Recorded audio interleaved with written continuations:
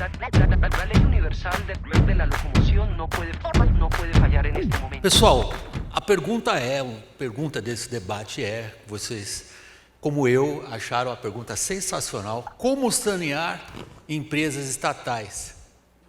Vende.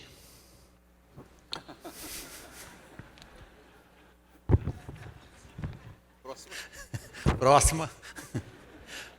Privatiza. Concede. Ou simplesmente tira os políticos de cima do ombro? Começou com o pé na jaca mesmo, né?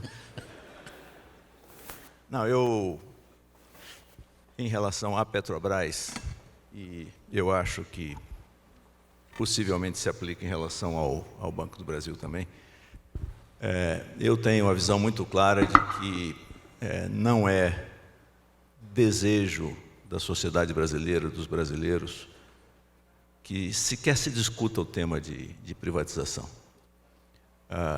Na realidade, por tudo que a empresa passou, pelo choque que foi aquilo tudo que ali aconteceu, ali se passou, isso apenas reforça a tese de que a Petrobras é uma empresa querida, é uma empresa que foi e voltará a ser objeto de orgulho do Brasil, da sociedade brasileira e dos seus empregados.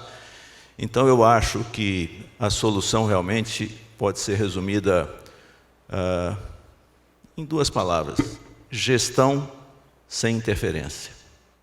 Gestão profissionalizada, sem interferências espúrias. Então, eu acho que essa é a minha visão e é o que a gente está fazendo na Petrobras. Caffarelli, gestão sem interferência. Que tal isso numa instituição como o Banco do Brasil? Bom, boa tarde a todos, é um prazer estar aqui. Primeiramente, o Banco do Brasil. Pedro, é um prazer estar aqui com você. O Pedro tem uma história no Banco do Brasil, já foi funcionário do Banco do Brasil. Seu pai era do Banco do Brasil e, na verdade, foi presidente do conselho no período que você estava na Casa Civil. Então, o Banco do Brasil tem o maior carinho pela figura do Pedro. Então, fico muito honrado de estar presente aqui hoje, participando desse evento. E me perdoa a falta de educação, que eu não lhe cumprimentei na chegada, mas fica aqui o cumprimento. Que isso, bem capaz. Bom, lindo, mas... Foi muito bonito. Mas a questão foi é a até seguinte. como a gente fala, foi meigo. Agora, vamos lá. A questão é bem a seguinte: o que acontece? O Banco do Brasil está inserido numa arena de competição que não compete só com bancos públicos, na verdade, compete muito mais com os bancos privados. Então, o Brasil tem um sistema financeiro bastante diferente do sistema financeiro de outros países. Ele é um sistema extremamente desafiador. Eu te diria que a grande prova disso é que muitos bancos estrangeiros que vieram para o Brasil e tentaram criar aqui uma base, um mercado, uma participação, acabaram desistindo e retornando para os seus países, ou venderam ou foram absorvidos. Então, a competição no Brasil, a competição aqui é muito diferente, muito. Nesse contexto, para nós estarmos inseridos nessa competição, e pelo fato do Banco do Brasil ser o maior banco da América Latina em termos de ativos, e aí eu digo, não adianta você ser líder em ativos, líder em crédito, líder em fundos de administração de terceiros, líder em depósitos, se você não tem uma rentabilidade adequada ao seu porte. Então, o Banco do Brasil compete nessa arena e deve competir em caráter de igualdade. Então, o que nós temos, na verdade, é um banco que tem um braço que atua no governo também e é remunerado por isso. Então, nosso desenho é um pouco diferente dos nossos competidores, mas eu diria o seguinte: o fato de nós termos uma empresa de capital aberto, listado, nós temos que ter performance. Do contrário, teria que fechar o capital e virar uma empresa pública. Não é a nossa intenção. Então, eu diria que nós estamos nessa arena para brigar em condições de igualdade. O Banco do Brasil sempre teve rentabilidades adequadas e muito próximas dos seus pares. Nós nos distanciamos e agora o que nós estamos fazendo é indo buscar esse reequilíbrio. Buscar esse reequilíbrio. Gestão e não interferência. São 3 palavras, pessoal, já colocadas aqui. Agora, é extraordinário que antes mesmo de vocês se sentarem e eu me sentar também, as perguntas do público já estão chovendo. E a mais votada no momento é interessantíssima e é extraordinariamente provocativa a vocês. Sou muito grato ao Daniel Reicher, acho que estou pronunciando o nome dele de maneira correta, por esta questão que eu espero que seja projetada agora para que todos leiam comigo. Rótulos de ineficiência, lideranças questionadas, máquina em colapso. Qual a principal causa a ser combatida nos próximos anos para virarmos o jogo? Bom, o que eu queria comentar são duas coisas no caso referente ao Banco do Brasil. A primeira é a eficiência operacional. E a eficiência operacional, ela se dá basicamente pela busca de melhores resultados, de uma rentabilidade maior. Wilson, como é que você está? Wilson, bem-vindo à roda, Wilson. Logo mais, a primeira pergunta vai para você também, você não vai escapar dela. A segunda tem um statement perigosíssimo e que nós estamos querendo ver se vocês aceitam, em primeiro lugar, o statement da pergunta. A parte declaratória da pergunta é dura.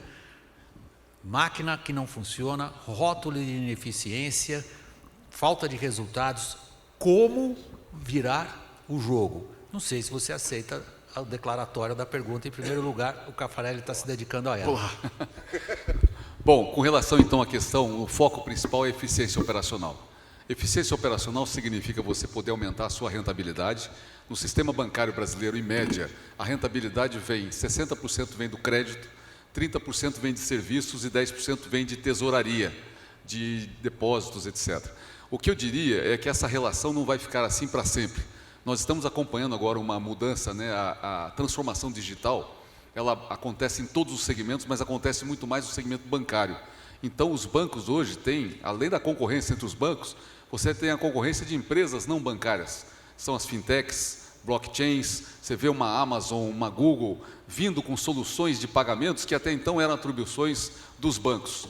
Então, nós temos que fazer uma lição de casa, ou seja, trocar a turbina do avião com ele andando, voando.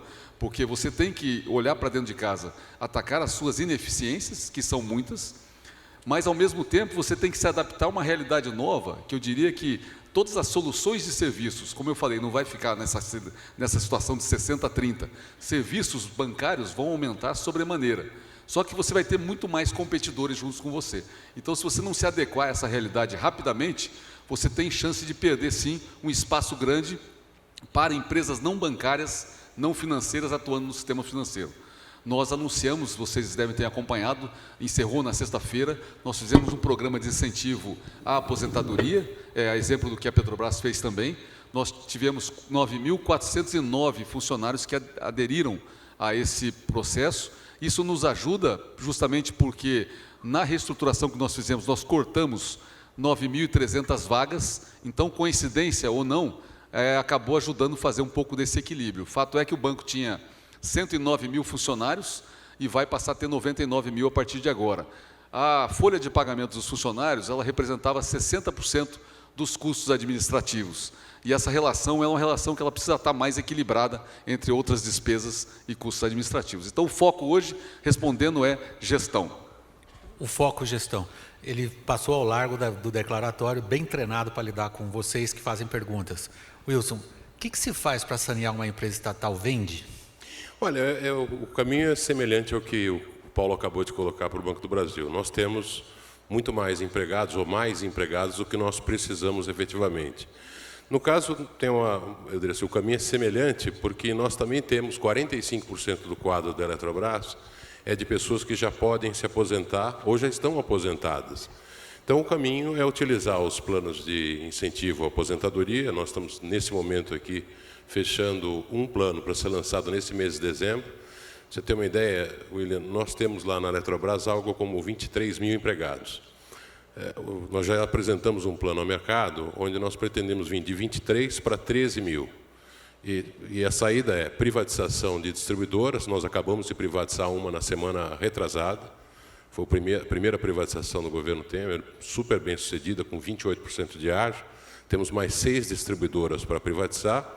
E eu imagino, algo semelhante a 5 mil pessoas para saírem da companhia por intermédio ou de um plano de aposentadoria, que a gente vai lançar agora, ou da implementação de um centro de serviço compartilhado. É uma companhia extremamente grande. São 11 subsidiárias de grande porte, tipo Furnas, Chesf, Eletronorte, e mais 178 SPS. Então, por óbvio, a gente tem como racionalizar o custo administrativo, montando um centro de serviço, que é algo que as grandes empresas, inclusive a Petrobras, já fazem. Ao fazer isso aqui, nós reduzimos de 23 para 13 mil em um ano, e em um ano nós passamos a não ser mais uma empresa geradora de déficits operacionais. Paralelamente, nós não temos uma disputa de mercado, porque no regime de concessão você já tem as suas vendas garantidas, inclusive indexadas. Mas nós teremos que fazer uma redução importante de dívida. O caso da Eletrobras talvez seja o mais crítico das empresas do governo, porque ela tem uma relação dívida-EBITDA de quase 9 vezes. Então, nós teremos que fazer uma redução importante da dívida pela venda de ativos. E aí nós vamos utilizar essas SPS, ou parte delas, para fazer frente a isso. Eu vou lá, o Pedro Parente teve enorme oportunidade de pensar na resposta. Eu tive recentemente, numa encarnação anterior, escutando um CEO de uma empresa americana, e esse CEO falou uma frase que me lembra as frases do nosso professor Falcone, que está sentado ali. Uma frase assim de um bom senso. Ele disse que todo líder de organização, estava falando de CEO, ele tem que saber várias coisas, mas tem 3 que ele tem que saber na ponta da língua. E ele era formado em West Point, e depois foi para a área executiva. Então ele começou dizendo assim, West Point, para quem não sabe, é a grande academia militar americana, formação de oficiais. Ele é bem... Milico. E ele dizendo, primeira coisa é o ponto A. Onde é que você está? A segunda coisa é o ponto B. Onde é que você quer chegar? E a terceira coisa é como sair de A e chegar em B. Aí invade o Iraque. Bom, não é o que a Petrobras está pensando em fazer, então vamos afastar logo essa hipótese, porque assim a gente não perde tempo com ela. Mas o que é importante, eu vejo, é exatamente a clareza de onde precisa se chegar. E aí nós estamos falando de um trabalho que é o trabalho que é, e de novo, as pessoas falaram aqui gestão, mas vamos detalhar um pouco mais do que é isso. É saber onde você quer chegar, é você ter metas importantes para a empresa, como no nosso caso, por exemplo, nós temos 2 métricas que são fundamentais, uma de segurança e outra financeira. Nós temos as 2 simultâneas, porque nós não queremos alcançar a meta financeira sem alcançar a meta de segurança. E a meta financeira é reduzir o nosso endividamento à metade em 2 anos. E para isso fazer uma série de iniciativas que podemos depois, enfim, ao longo da conversa, detalhar. Mas chave é exatamente isso, você saber onde você quer chegar e organizar a gestão da empresa para fazer isso. E estamos organizando a gestão, e não acho que não tem nenhum problema de mencionar isso aqui, com a ajuda da Falcone, inclusive, porque queremos, de fato, ter uma gestão de primeiro mundo para alcançar os nossos objetivos, sabendo onde estamos, sabendo onde queremos chegar e tendo uma boa estratégia, um bom caminho para sair do ponto A para chegar no ponto B. O público está imediatamente demandando de vocês o seguinte, em linhas gerais, eu vou projetar... Não dá para a gente ter um treco desse aí também, não? Pra gente... De jeito nenhum, isso aqui é a minha vantagem comparativa.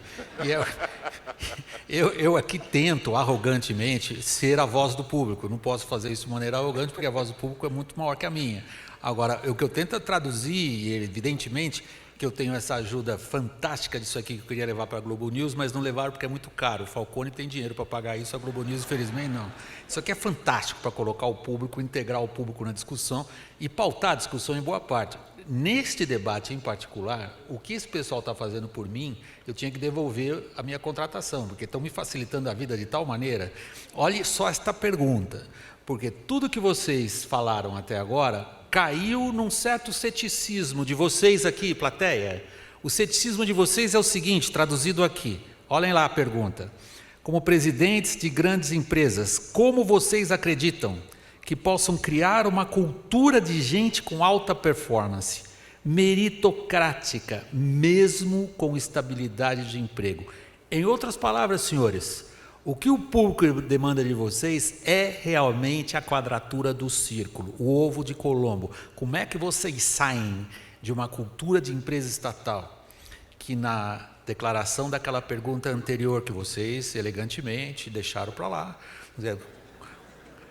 como é que vocês saem daquilo para isso que vocês querem, o A para B? Como é que vocês criam outra cultura? Quer começar agora?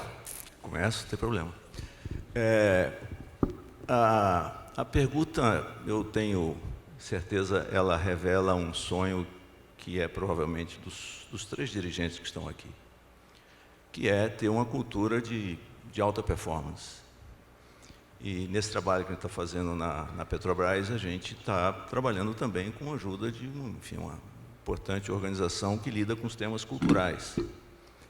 E talvez o grande desafio na Petrobras seja o tema cultural, por força do que aconteceu, onde especialmente a média gerência está...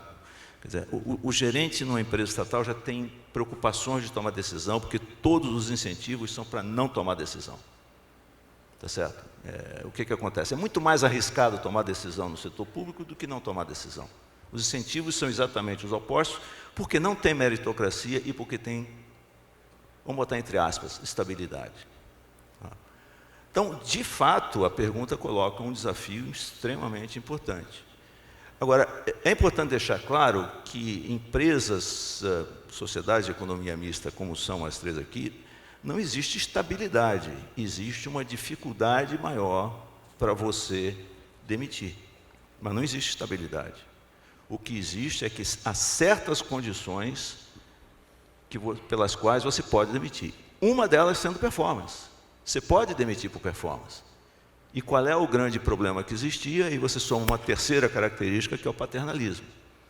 Tá certo? É aquela coisa de dizer, bom, eu hoje estou aqui avaliando, amanhã serei avaliado, então eu vou fazer uma gestão de performance aqui, eu diria, um pouco leve, sem incomodar ninguém, porque os sistemas não são adequados para você fazer, de fato, uma boa gestão de performance. Então, eu diria, este é um objetivo nosso. Para alcançar isso, a gente precisa ter metas para poder contrastar a performance dos nossos gestores, nossos líderes, contra essa meta e poder começar a registrar sistematicamente performance e aí, se for o caso, chegar ao ponto de demitir. Caffarella, essa pergunta é particularmente crítica no sentido de interessante, dado a sua biografia profissional, essa longa passagem que você tem pelo setor público, e isto que na sua resposta inicial, a ênfase que você atribuiu à gestão, à capacidade de competição no mercado, que não vai fazer diferença se é público ou privado, você tem que competir, você tem que se afirmar.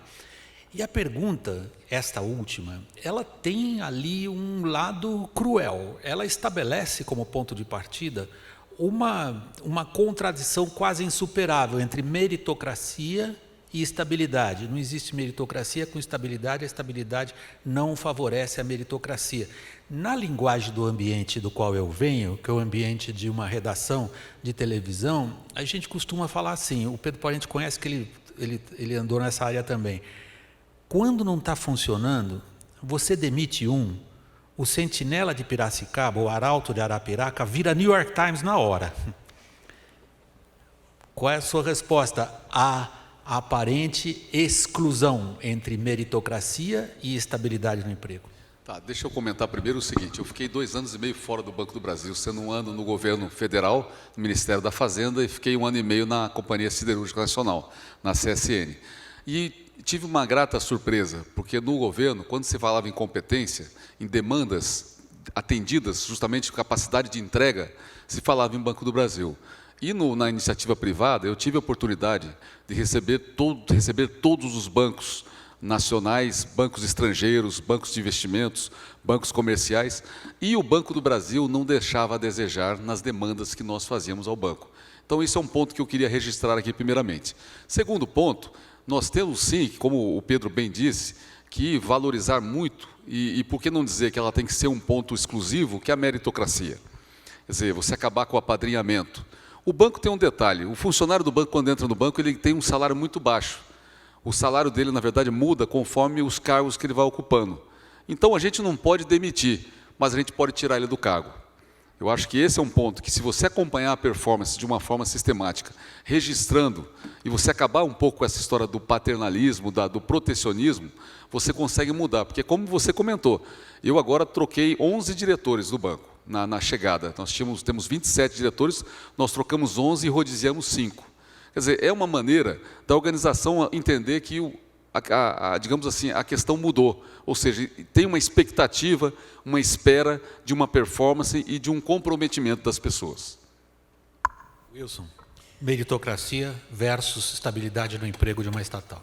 Olha, eu acho que a primeira coisa, Vini, é tirar o pessoal dessa zona de conforto que eles estavam.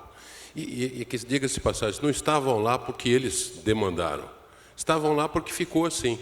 Eu estou vindo da Eletrobras, que acompanhava os seus resultados a cada 3 meses, depois de 2. Quer dizer, fim do trimestre, depois de 2 meses, você tratava daquele trimestre que tinha ficado lá atrás. Você não acompanhava na base mensal os seus resultados. Então, a cultura de baixa performance está nos instrumentos, e aí eu acho que é a importância da governança. A governança não queria isso. A governança que se instituiu aqui, é importante colocar, ela é uma governança de alta performance. Quer dizer, o nosso conselho, da qual o próprio Falcone participa, é um conselho que qualquer empresa privada, eu não tenho dúvida, invejaria ter. Falcone, o Alqueres, a Helena Landau, a própria secretária do Tesouro, minoritários de grande porte. A segunda é a própria diretoria impor um ritmo de alta performance. Começa tirando as pessoas do conforto. A empresa estatal tem um conjunto uma estrutura organizacional que acomoda muito bem gestores e ex-gestores, porque como não manda embora, desloca do lado. A primeira coisa que nós fizemos na Eletrobras foi acabar com essa estrutura. Então nós reduzimos em cerca de 2 meses 60% dos cargos que essas pessoas tinham. Então há um desconforto. Aos programas de aposentadoria ou de demissão voluntária, vai ter uma adesão maior pelo desconforto que uma parte das pessoas ficaram. A segunda coisa é implementar, de fato, um regime de empresa privada, de governança, e dando meta às pessoas. Elas não tinham metas. Então, elas passam a ter metas e começam a ser cobradas por isso. A terceira é criar um regime, tal como você tem na empresa privada, de recompensa a elas. Porque as estatais também têm isso. A gente fala muito delas, mas o sujeito não é motivado por uma bonificação, não é motivado por um reconhecimento público do trabalho que ele produz, dos resultados que ele atinge. Eu não tenho dúvida que as pessoas que entraram na empresa estatal entraram por concurso. Nós estamos falando de gente qualificada, não gente que entrou de qualquer jeito. Entrou porque tinha algum talento naquele momento. Essas pessoas estão loucas para mostrar o valor delas. O que vai caber a nós, como gestores, é mostrar o quanto de valor elas podem ter por atingir metas e entregar uma empresa melhor para o país inteiro. Vocês construíram um raciocínio que leva inevitavelmente à próxima pergunta, que é a campeã de votos entre vocês. E vocês não estão fazendo a vida deles fácil hoje, aguardem. A pergunta vai ser projetada agora, ela é ótima. Ela leva vocês a falar mal de quem os indicou. O Rosonaldo mandou bem nessa, Rosonaldo. Vocês não acham que nas empresas estatais viria a ser proibido a indicação de políticos para comandá-las? Ou seja, vocês 3 não deveriam ter sido indicados por políticos, é o que o Rosonaldo está colocando nessa pergunta. Restringindo somente a profissionais conhecedores da área?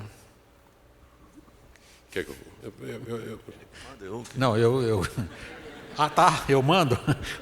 Você Não, manda. É brincadeira. Pedro, por favor.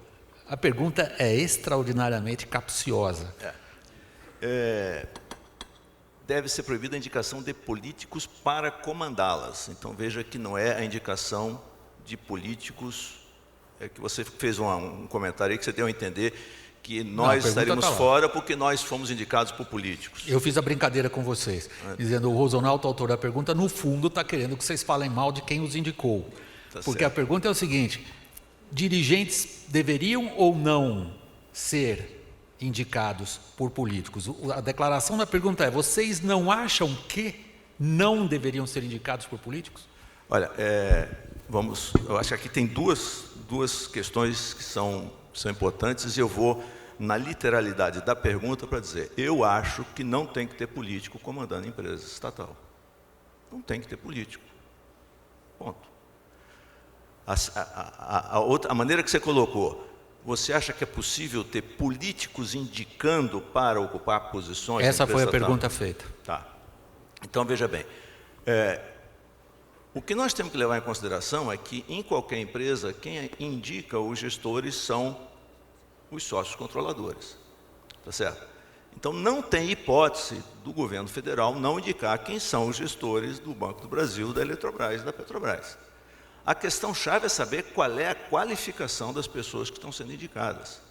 E, nesse sentido, quando eu fui convidado pelo presidente Temer, nós conversamos a respeito das visões de como deveria ser gerida a empresa, e houve uma coincidência muito grande exatamente no sentido de que a gente só deveria compor a diretoria da empresa e o conselho de administração com pessoas com perfil adequado, significando experiência, conhecimento e integridade.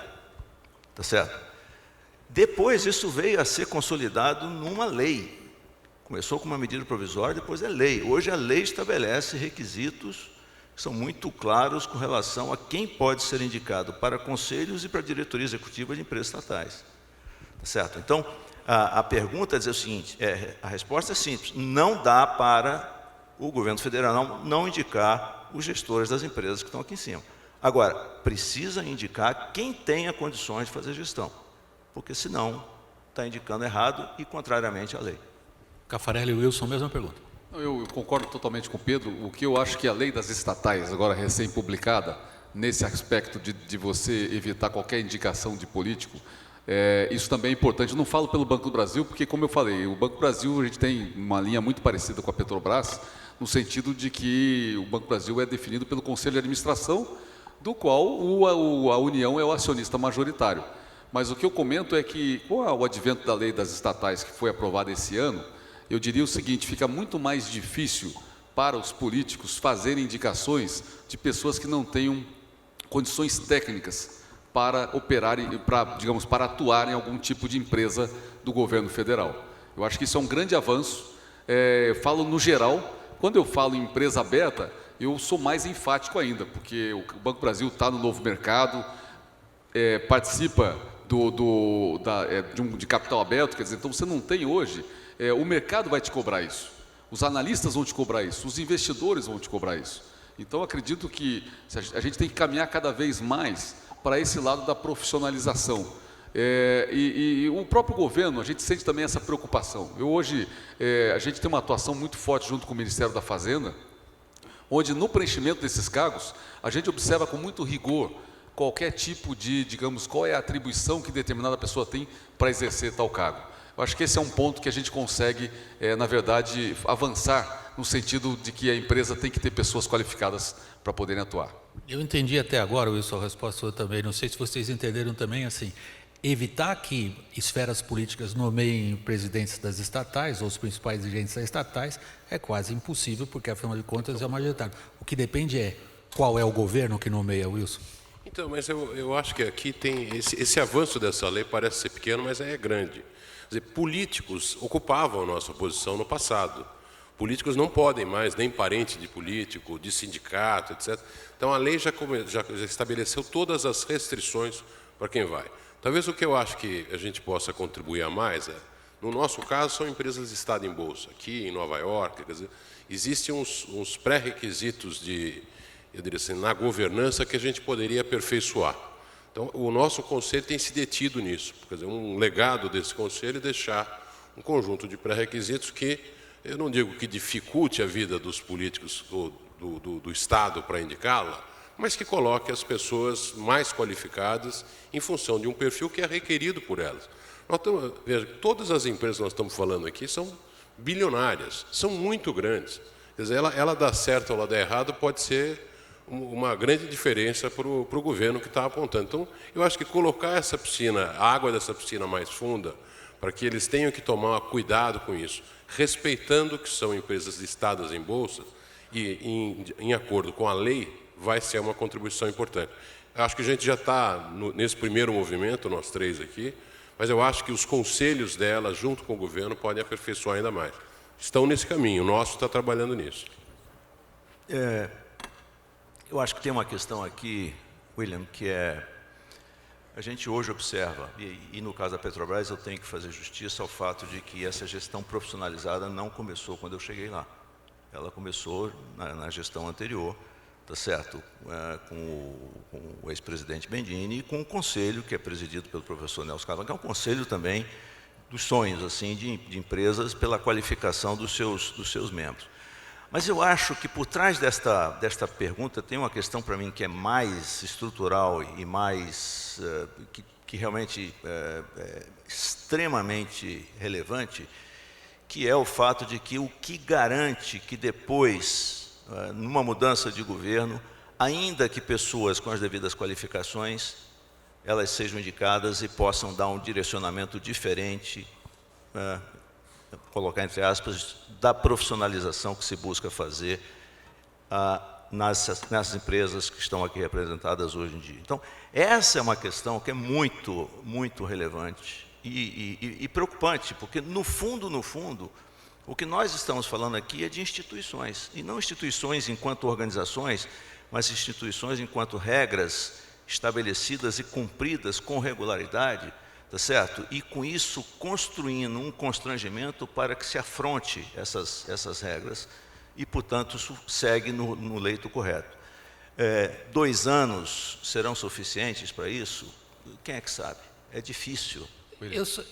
Por favor, Caffarel. Eu só queria fazer eu acho que é muito interessante essa observação do Pedro. Eu diria o seguinte, as empresas públicas, elas competem, no meu caso, por exemplo, a gente compete com empresa privada, você compete com empresas privadas, O que acontece é o seguinte, a gente no governo, quando o governo, você tem um horizonte de tempo, nosso agora é de 2 anos, quer dizer, o que precisa trabalhar muito no fortalecimento dessas empresas é que elas, independente de quem venha, elas possam ter um planejamento muito claro, de longo prazo, porque talvez o ponto mais frágil de uma empresa pública é essa alternância de comando, que quando você vai competir com um privado, se ele não é o dono, o executivo dele tem um longo tempo na empresa. Então, eu acho que esse é um ponto que a gente tem que reforçar na base, ou seja, nos diretores, nos vice-presidentes, de forma que a empresa possa ter o seu planejamento de uma forma muito de médio e longo prazo, sem com isso você ter nenhum tipo de descontinuidade, porque existe essa tendência. É interessante como vocês construíram um raciocínio aqui nessa roda. Vejam, vocês começaram inicialmente colocando os principais desafios: gestão, não interferência, eficiência no ambiente de competitividade, seja ele qual for, privado ou público ou só público. Daí vocês foram provocados a se pronunciar de que maneira o ambiente político afeta ou não o trabalho que vocês fazem. E termina com essa observação do Pedro Parente. Imediatamente você pegou ela, eu percebi imediatamente que era o gancho que eu ia pegar também, da ideia que você coloca da instituição, não simplesmente o nome da instituição, a instituição da Petrobras, a instituição da Eletrobras, do Banco do Brasil, do Banco Central da Fazenda, ou do que seja, mas a instituição caracterizada por você como um conjunto de normas e regras, que ela sim é que no fundo garante, como você diz, que haja um horizonte um pouco adiante de qualquer legislatura de 2 anos, 3 anos ou 4 anos.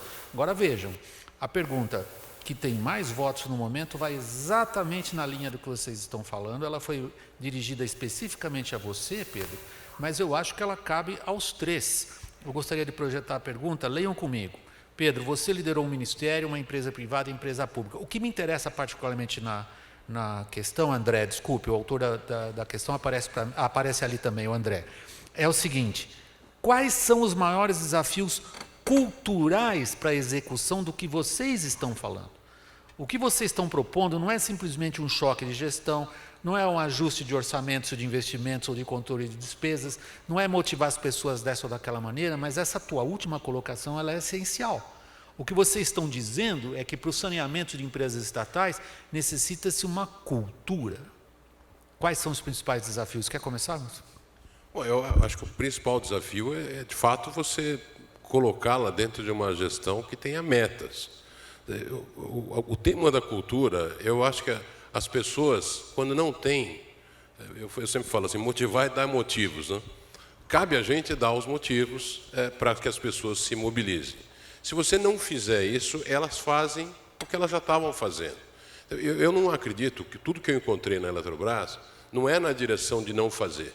É na direção seguinte, o governo nunca quis que a gente fizesse isso, o ex-gestor não estava indo nessa direção, e eles se mobilizam muito rápido. Essa é uma coisa boa das empresas estatais.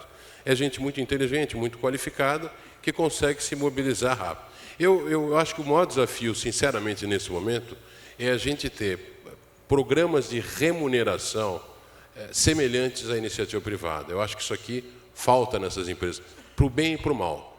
Você vai pegar um gestor do nosso nível, ele ganha muito pouco, o que torna muito difícil você atrair pessoas qualificadas para fazer o que a gente está fazendo. E do outro lado, nós temos embaixo, na linha operacional, remunerações que são assim, muito elevadas.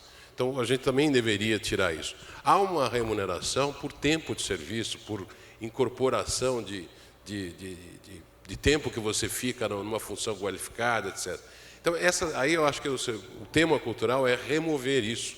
Isso torna eles muito parecidos com o funcionário público, que é errado. Só que eles não têm o outro lado. Então, eu acho que aqui um grande desafio, em termos de governo, é a gente fazer isso, a gente tornar essas empresas, de fato, semelhantes às empresas com as quais elas competem. Porque senão você não conseguirá atrair pessoas qualificadas todo o tempo para poder desenvolver um trabalho de alta performance. Caffarelli, você vai responder a mesma questão, que é, no fundo, qual o principal desafio para implementar esse tipo de cultura, no sentido mais amplo ao qual se referiu quem fez a pergunta. E eu peço que você comente também a pergunta da Rafaela, que eu nem vou projetar, porque ela está nessa linha. E como é que vocês implementam gestão num ambiente que não possui cultura de busca de resultados? Obrigado, Rafaela. Tá ok. Bom, então eu queria comentar o seguinte, especificamente ao Banco do Brasil, não sei se aplica a Petrobras ou não. Pedro conhece bem o Banco. O Banco do Brasil é extremamente militarizado, culturalmente militarizado. Vou te dar um exemplo assim, os cargos, gerente de divisão, plataforma, bateria, retaguarda dos caixas, tanquinho, estou falando aqui alguns exemplos disso. Esse é um lado que a empresa ela cresceu dentro de uma, digamos assim, de uma cultura muito militar e muito disciplinada. Tem um lado bom disso nesse momento, nessa questão da disruptura e na transformação digital, porque se a empresa souber ordenar essa mudança de postura que a gente vai precisar passar pelos desafios que o mercado atualmente impõe, fica mais fácil disso permear a organização por meio desse, entre parênteses, desse militarismo, vamos dizer assim. Parece uma brincadeira que eu estou dizendo, mas é pura verdade, porque assim, a disciplina é muito forte. Então tem que contar para o lado bom, ou seja, a hora que você quer mudar a cultura, ela ajuda a permear a instituição toda. Esse é um ponto. Agora, o que acontece? A questão de meritocracia, que foi dita aqui, de participação dos resultados, eu diria que o banco, por ter um ambiente muito... Busca de resultados. Por ter um ambiente muito competitivo, vou dar um exemplo para vocês hoje. Até 2013, o nosso resultado, a gente não perdia em nada para o Bradesco. A gente sempre ficou um pouco atrás do Itaú, o Itaú tem uma característica diferente, mas o Banco do Brasil e o Bradesco sempre muito parecidos, muitas vezes o Banco do Brasil tendo melhores resultados que o Bradesco. No ano de 2016, agora no primeiro semestre, o Itaú deu um resultado médio mensal nos 6 meses de 1,8 bi, o Bradesco de 1,3 bi e o Banco do Brasil de 514 milhões de reais. Então nós estamos menos da metade do Bradesco e 1/3 do resultado do Itaú. Aí eu digo para o meu pessoal, inclusive o seguinte, precisa ter um resultado igual ao do Bradesco e do Itaú? Se você está no mercado e você é cobrado por performance do teu investidor, você tem que gerar resultados, senão você tem que fechar a companhia, fechar a empresa, fechar o capital da empresa. Então, se você hoje tem esse desafio, não tenha dúvida que isso tem que se refletir no dia a dia de quem conduz a busca dos resultados do banco. Então, o banco já vem aplicando essa participação, inclusive, uma boa parte da remuneração, ela já é também uma remuneração variável, conforme o resultado de performance que esses funcionários eles apresentam, mas eu diria que nós temos que intensificar isso. Ou seja, você tem que, se o resultado não acontecer, não pode receber salário variável, justamente que ele é um processo para você se sentir envolvidos. Como bem disse o Pedro no começo, o Wilson falou também, a gente, no funcionalismo público, se você não cobrar, ele tende a ser um tanto quanto acomodado. O banco hoje é uma economia mista, né? Então você tem uma participação já, consegue ter renda variável. Isso vem estimulando a busca desses resultados. Pedro, volta para você a questão, você que sugeriu, inclusive, bem sugerida. Você fala numa instituição, você fala numa outra cultura. Que desafio você enfrenta? Bom, eu acho que eu poderia dizer que a gente tem um desafio cultural de curto prazo, que é exatamente o medo de decidir. O medo de decidir, de tomar decisão. E isso constrói um sistema onde o escalão intermediário quando alça o assunto à decisão do nível imediatamente superior, ele elenca uma série de riscos e não conclui. Ele diz, pode acontecer isso, pode acontecer isso, pode acontecer isso, e delega para cima, como a gente diz. Tá certo? Ou seja, é uma coisa que gera uma situação onde o líder e, na última instância, a diretoria executiva fica numa situação difícil, porque a construção das opiniões da empresa ao longo do processo são no sentido de apontar todos os riscos possíveis e dizer, agora você decide. Quando a gente está numa empresa, a empresa tem que trabalhar, a empresa tem que produzir, e é isso que é entendido para a nossa média gerência. Olha aqui, ó, melhor maneira de não correr risco é não fazer nada, de novo. Por isso, refiro-me aos incentivos invertidos. No longo prazo, a questão para mim fundamental, e aí usando uma expressão que o Wilson utilizou, o que motiva? E na Petrobras o que a gente nota é o seguinte, aqui eu vou até citar um exemplo que está no livro do professor Falcone, que ele diz assim, na página 40, no livro dele, O Verdadeiro Poder.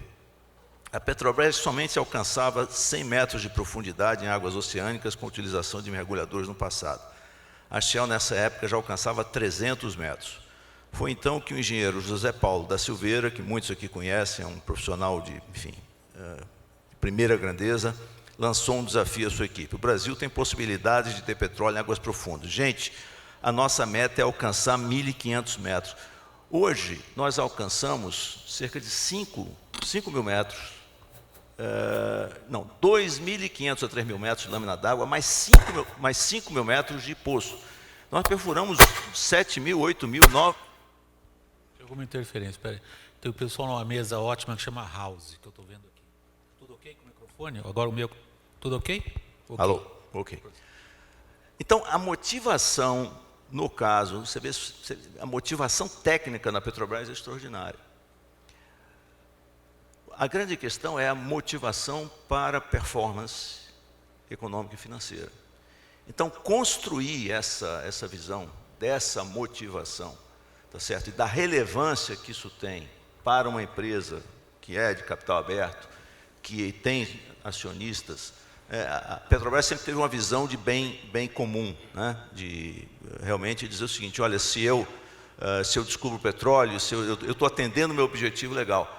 O que nós estamos dizendo? Não basta atender o objetivo legal, o objetivo social, porque se a gente não tiver rentabilidade, não tiver lucro, não tiver resultado, nós não seremos capazes de continuar alcançando este resultado legal e social, porque a empresa não se sustenta. Alô. Deixa eu só enfiar essa pergunta que ela acabou de chegar e ela é exatamente no que você está falando. Então, qual o estímulo dos gestores em empresas estatais a correr riscos em busca de resultados excepcionais ou extraordinários? Obrigado ao Mário Mello. Bom, eu não tenho a menor dúvida que, como já foi aqui mencionado, você tem que construir um sistema de alinhamentos. Porque como é que você pode demandar que ele tome a decisão numa determinada direção se não há qualquer incentivo ou qualquer alinhamento para que ele vá naquela direção? E aqui, de fato, nós não estamos falando de inventar, né, rocket science, não é nada disso. É simplesmente fazer com que ele participe dos resultados daquilo que a gente alcançar, naquilo que é relevante para a empresa. Então, portanto, eu volto a uma observação que o Wilson fez, é o seguinte, um grande desafio é as pessoas, a sociedade, né, os órgãos controladores entenderem que um sistema de remuneração, de alinhamentos, de estabelecimento de metas, de controle de performance, de premiação e castigo, à lá setor privado, ele é fundamental numa empresa pública também, para o bem do seu acionista controlador, para o bem da sociedade, para o bem dos seus acionistas. Porque o que aconteceria, por exemplo, na Petrobras, e era um pouco a discussão que eu escutava não lá de dentro, não da diretoria, mas escutava antes de eu chegar lá, não, a Petrobras está com um problemão, vamos pegar a capitalização do governo federal, 100 bilhões de reais é a capitalização mínima. Não, nós temos que resolver o problema, nós temos que resolver o nosso problema, porque é muito fácil resolver com a capitalização do governo federal. Então, essa questão é que é fundamental, é que a gente possa ter, tá certo, as metas corretas, os incentivos corretos, e os alinhamentos corretos, porque senão não funciona. E aqui, de novo, lembrando o que motiva verdadeiramente é uma boa discussão.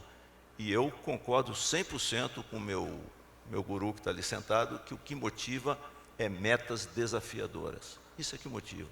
Motiva mais do que salário. Meta desafiadora associada a um sistema correto de alinhamentos. Algum comentário a respeito disso? 100% com o Pedro. Caffarelli. Ótimo, vamos para a próxima. Pessoal, vocês estão absolutamente interessados em dois tipos de perguntas que são de natureza evidentemente política. Eu comecei enfiando os dois pés na jaca, e acho que não foi porque eu comecei enfiando os dois pés na jaca, mas a palavra privatização aparece aqui em 4 entre 6 perguntas que vocês mandam. A preocupação do público, de vocês 3, é muito grande em relação a esse tema, e o outro lado político, pelo qual eu vou agora encaminhar a discussão, para depois voltar a essa questão da privatização, porque o interesse de vocês é tão forte, que seria absolutamente arbitrário e injusto da minha parte tirar esta palavra da discussão, uma vez que a conversa aqui já começou com ela. Quando vocês me abriram a minha brincadeira inicial, foi: eu vou jogar os dois pés na jaca, por que não vende esse negócio logo? Em saneamento não é melhor dar uma limpada e entregar para o setor privado? Vamos a um lado político, mencionado também de novo em várias perguntas de vocês, por isso que eu não vou projetar uma só, que se refere ao seguinte: vocês assumiram empresas símbolos do Brasil, e vocês ressaltaram isso também. Até você acabou de falar, não só apenas cumprir a missão social, a função social, mas você falou instituições também, vocês se referiram a isso várias vezes.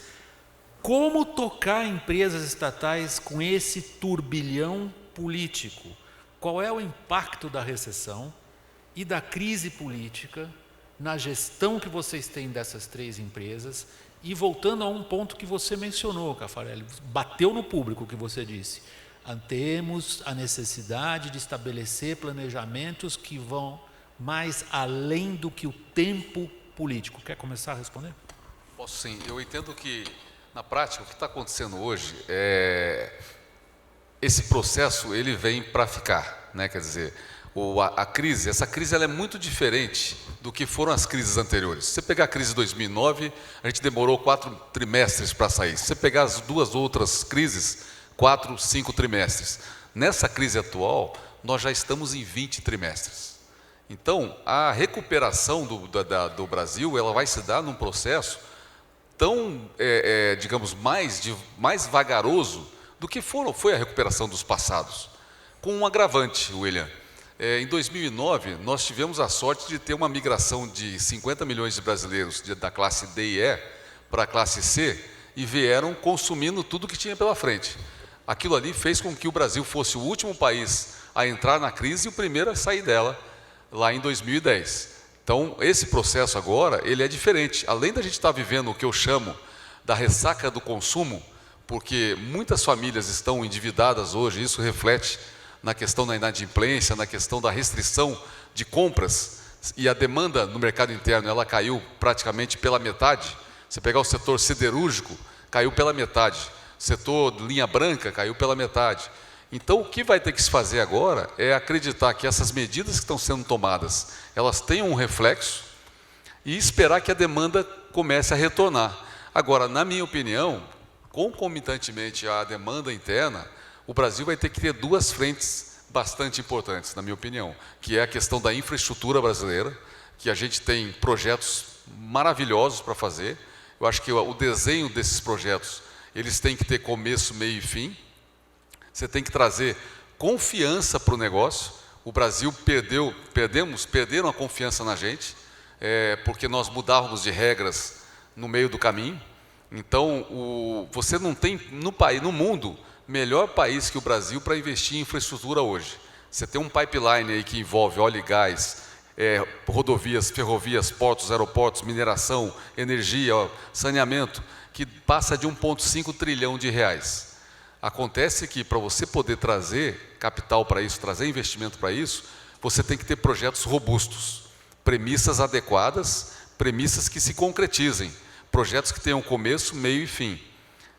A partir do momento que a gente fizer isso, a gente sai de uma realidade hoje. No Brasil você não tem project finance. Ninguém tem coragem de ir lá e investir e correr o risco do projeto.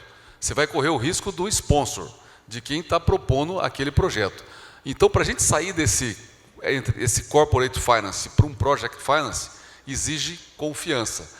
E essa confiança ela vai se adquirir na medida que você consiga entregar projetos adequados. Então, eu estou falando esse processo todo porque a única maneira hoje da gente recuperar essa economia de uma forma mais rápida é trazendo dinheiro do capital estrangeiro. A pergunta é bastante incisiva em relação ao que você acabou de dizer, porém eu acho que ela continua de pé. Quando você diz, temos que recuperar a confiança, a pergunta é exatamente essa. A crise está ajudando ou não a recuperar essa confiança? Eu acho que a crise em si, ela tem o seu preço. Tanto é que o Brasil perdeu o grau de investimento e, para nós, hoje, você tem investidores que sequer podem investir no Brasil pelo fato de a gente não ter mais o grau de investimento. Esse é um ponto. Mas o que eu te diria é que a atratividade do Brasil pelos projetos, pela taxa de juros, por outras coisas, ele tem uma atratividade muito grande lá fora. Todo mundo quer investir no Brasil. Os chineses, os europeus que trabalham com deflação hoje, etc. Não investem por causa da crise. E não investem por causa da confiança. Como que a crise impacta a empresa que você dirige, Wilson? Bom, a crise, obviamente, e o impacto dela nos índices macroeconômicos, numa empresa endividada é muito ruim para ela. Nós estamos fazendo com que as empresas demorem mais tempo para sair dessa crise, vis-à-vis os custos que elas estão colocando, e principalmente, se você for olhar que parte da solução dessas empresas reside na desmobilização de ativos, a crise coloca taxas de desconto em condições de você vender os ativos a um preço ainda menor do que aquele que você poderia oferir. Mas eu queria só reforçar, e eu concordo isso com o Caffarelli, que, por incrível que pareça, essas três empresas aqui fazem parte da solução da crise. Porque se você for para fora, e nós todos somos listados fora, a percepção que se tem da perspectiva que cada uma dessas empresas tem hoje é muito diversa daquela que a gente tinha um ano atrás. E a gente pode ver isso pela variação das ações dessas empresas, não só no mercado nacional, mas no mercado externo também. A Eletrobras subiu quase 300% em dólar.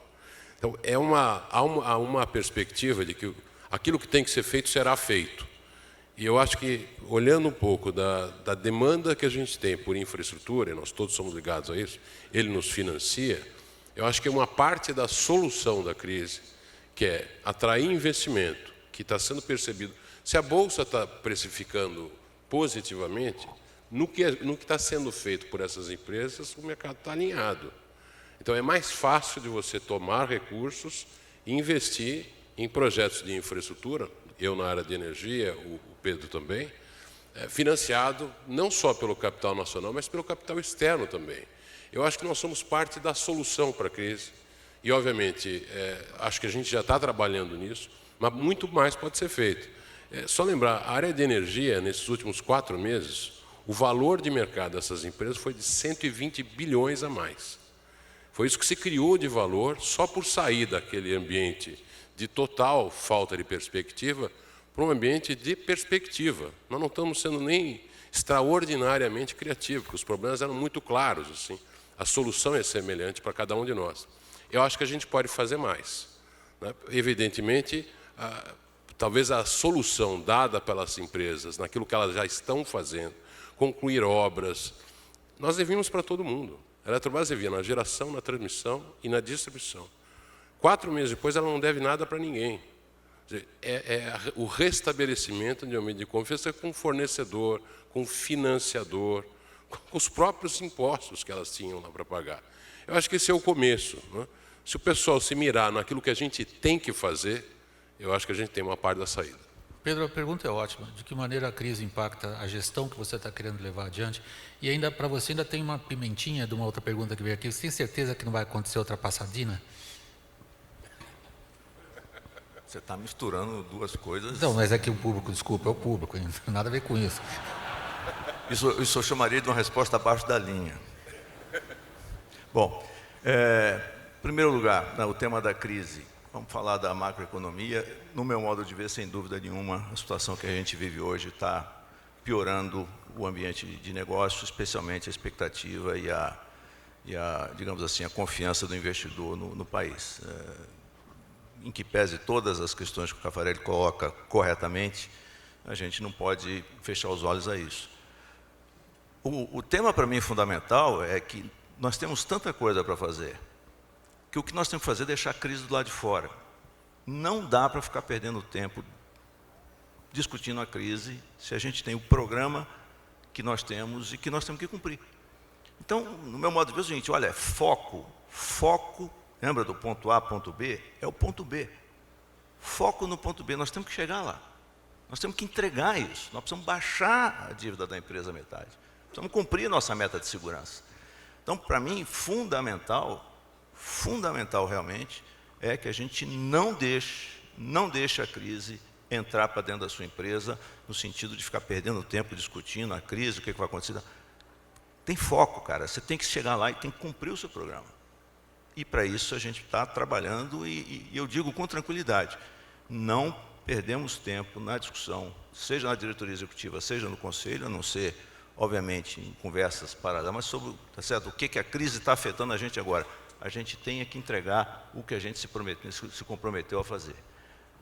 Passadina, nós adotamos uma série de medidas, um conjunto amplo de medidas ligadas à governança, à integridade, à compliance, conformidade, e nós exigimos que qualquer executivo da empresa passe por um teste de verificação prévia de integridade.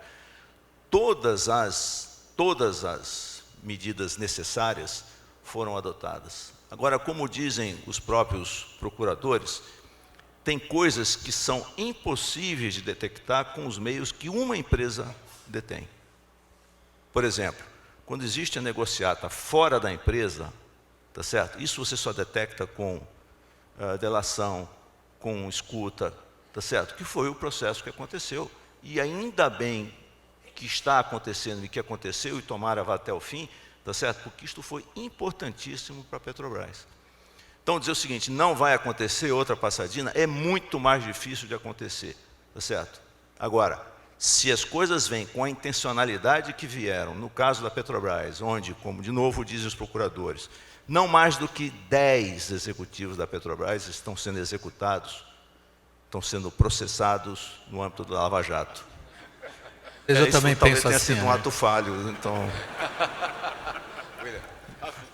então, só para completar, garantia total, só quando você associa os meios que a empresa estabeleceu com os meios à disposição, meios investigatórios à disposição de órgãos próprios, como Polícia Federal e procuradores, etc.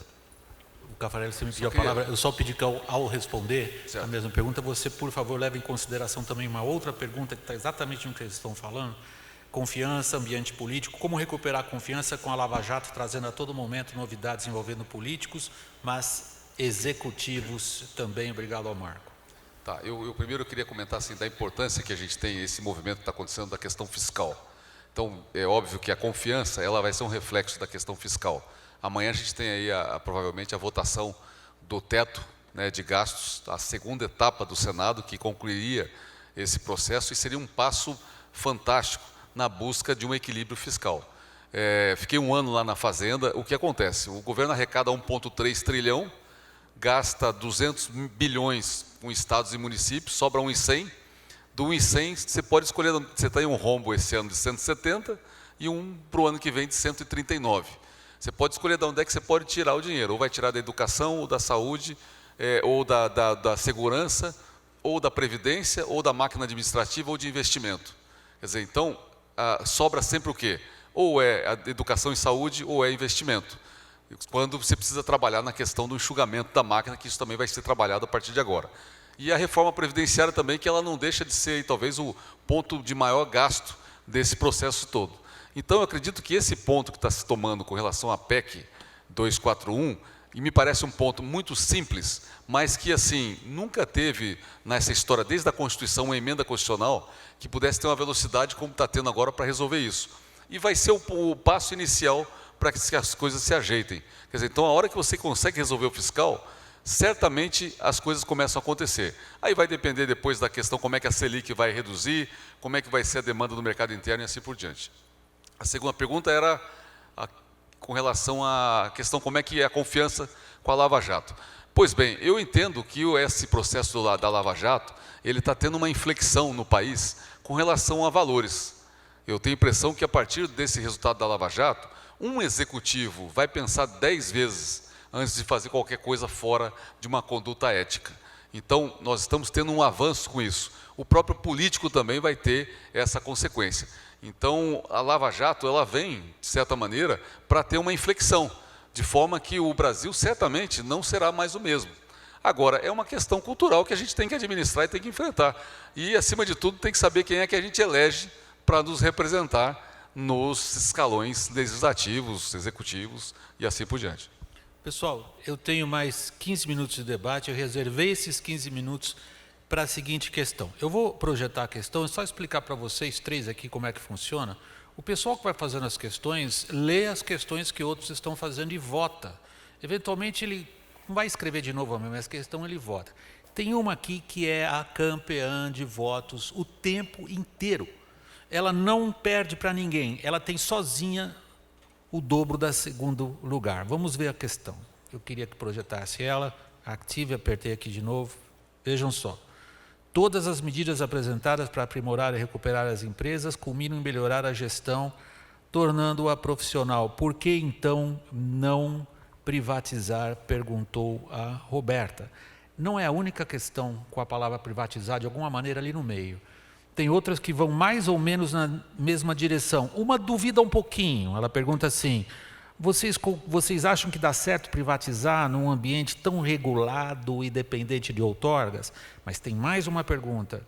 Vocês não concordam que a privatização deixaria para o governo cuidar apenas de educação, saúde e segurança? Ou seja, um incentivo a vocês dizerem que concordam. Não sei. Vejam, a soma desses 3 votos bate todas as outras questões somadas juntas. É a grande preocupação de vocês aqui na plateia. Por que não privatizar? Não quer passar, não? Aí eu vou pensando, né? Wilson, já que você está devendo, começa... Bom, conseguimos, então. É mais uma vez, hein, Pedro? Veja, agora vai rodar assim, depois é brincadeira. Eu acho que o tema da privatização é um tema que a gente vai ter que discutir em algum momento. Não sei se é esse o momento. Nós, na Eletrobras, já tomamos algumas decisões de privatização. Por exemplo, segmento de distribuição, que é um segmento hoje tomado por empresas privadas, nós tomamos a decisão, estamos privatizando todas as nossas operações de distribuição. Nós somos hoje um operador de geração e transmissão de grande porte. As maiores usinas brasileiras são da Eletrobras. Mas ela, ao renovar suas concessões, ela é a empresa hoje que opera com o menor preço em termos tarifários, tanto na geração quanto na transmissão. Isso as pessoas talvez não deem tanta importância, o pessoal lá da Eletrobras acho que isso foi que decretou o fim dela. E eu acho que essa é a grande saída dela, até para se manter uma empresa de Estado. Quer dizer, uma empresa que consegue vender energia a 1/3 do valor que as demais operam. E na mesma linha na área de transmissão. A 1/3 do preço, 65% mais baixo do que qualquer outro concorrente nosso. E isso é algo que é uma vantagem competitiva que a empresa, em sendo do Estado, está oferecendo para a economia brasileira, neste caso. Existem algumas outras particularidades que eu acho que a gente tem que refletir na frente. Quais são elas?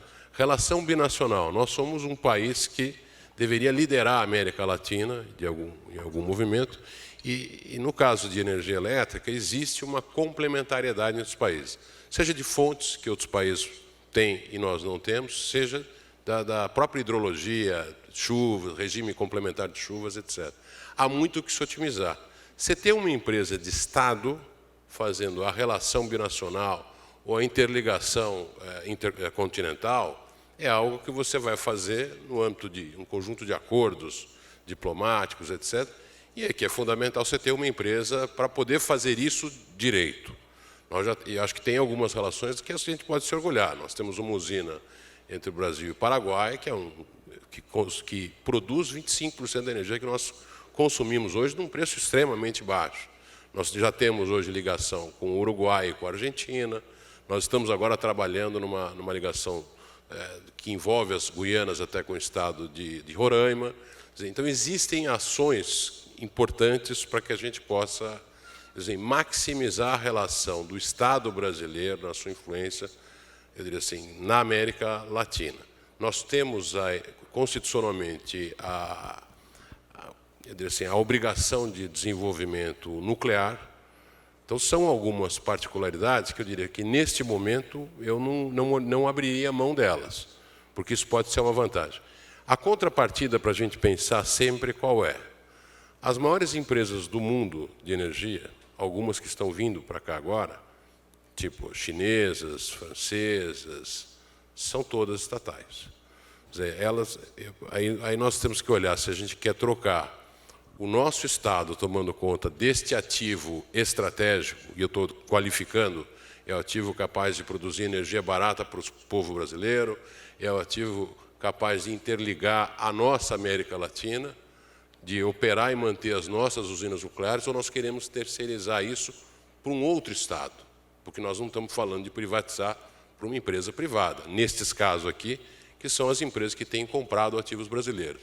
Eu acho que, nesse momento, pensando aqui no nosso mandato, nós estamos colocando a empresa em condições de operar naqueles segmentos que eu entendo que ela tem uma função estratégica para o país, e sem gerar prejuízo para o país, pelo contrário, gerando benefícios para o país. Mas é algo que tem que ser avaliado à frente, eu não tenho dúvida. Eu vou resumir apenas a defesa da não privatização, muito bem estruturada, em dois aspectos. Econômico, é uma empresa que oferece vantagens do ponto de vista de quem consome, isso é essencial para a economia, mas muito mais do que isso você coloca no plano estratégico e até geopolítico.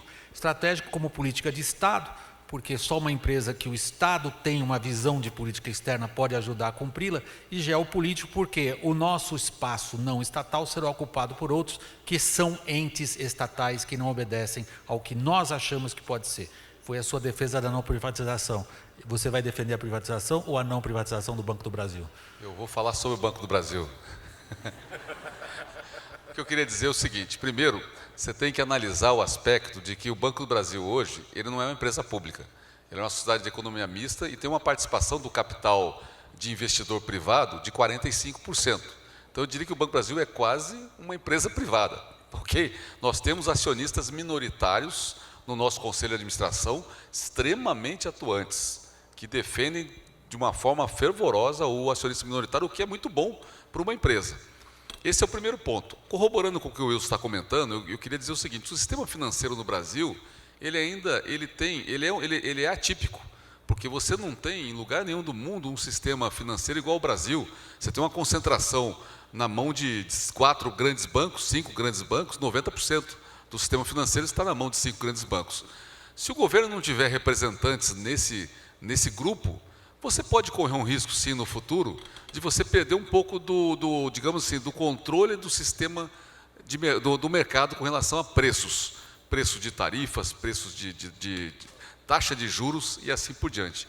Então, eu acredito que nós estamos numa etapa no país que o fato do governo deter 51% de um banco como o Banco do Brasil, nesse momento, inclusive pelo aspecto da política de desenvolvimento, para a política de atividade produtiva, ele é bastante importante, que diga a questão do agronegócio.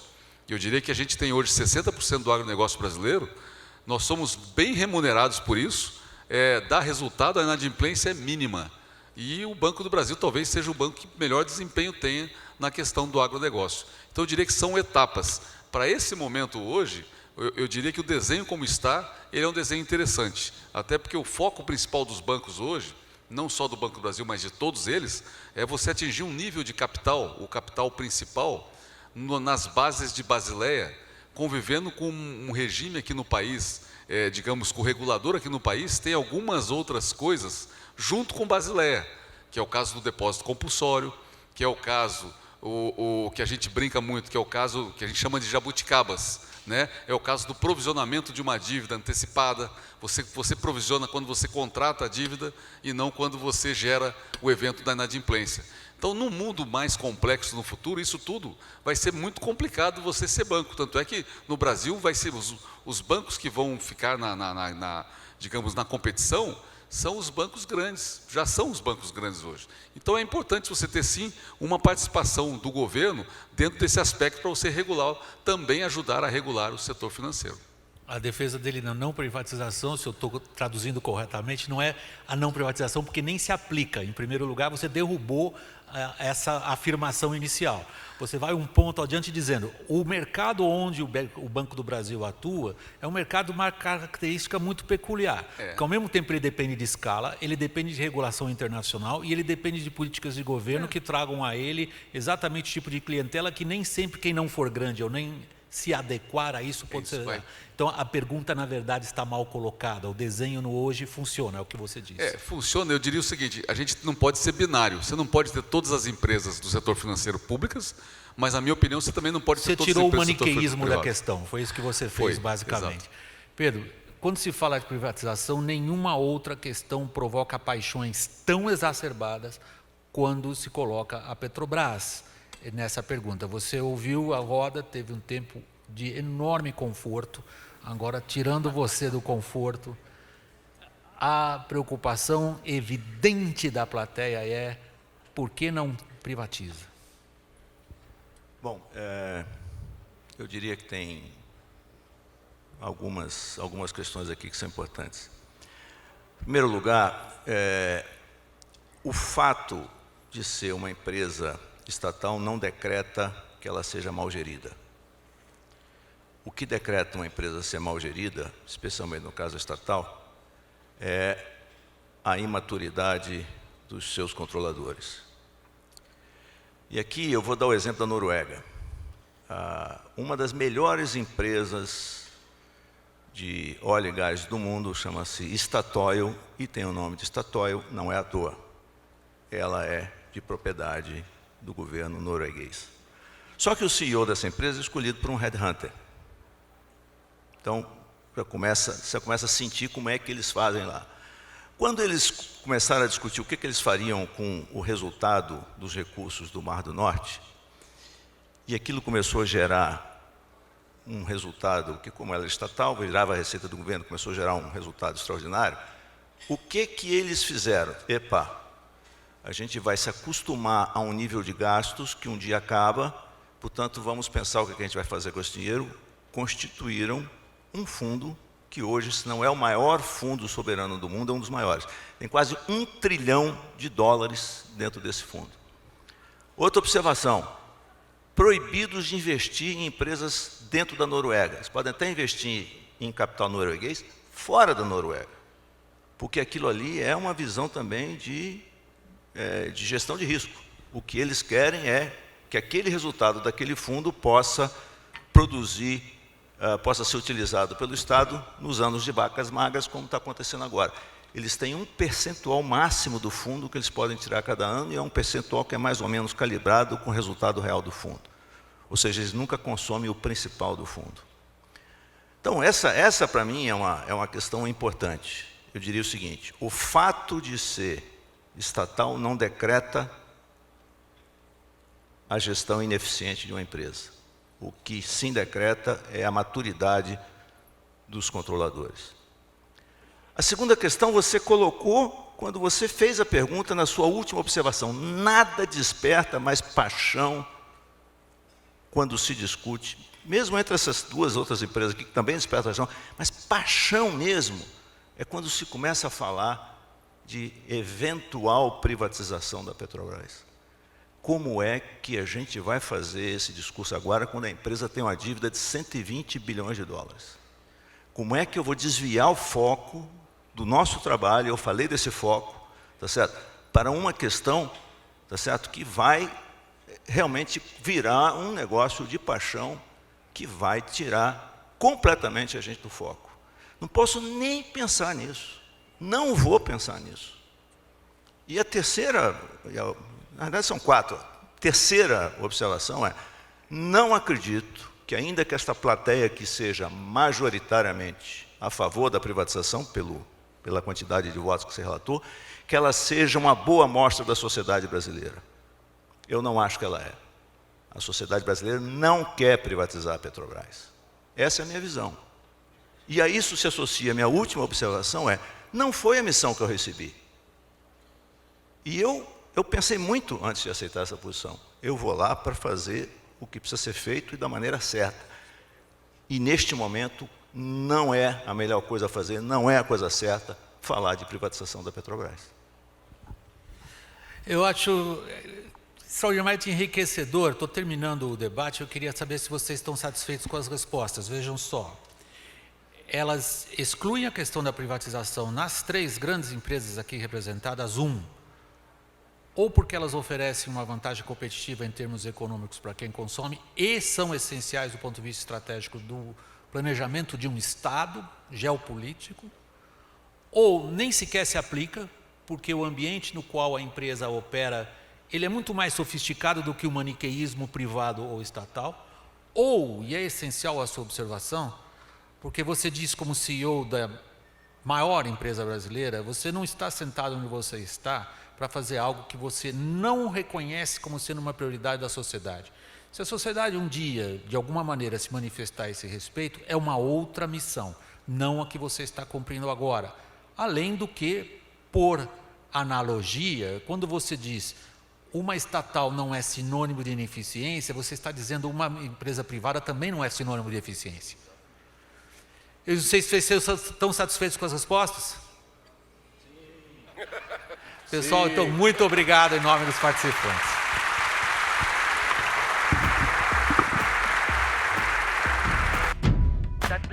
La ley universal de la locomoción no puede...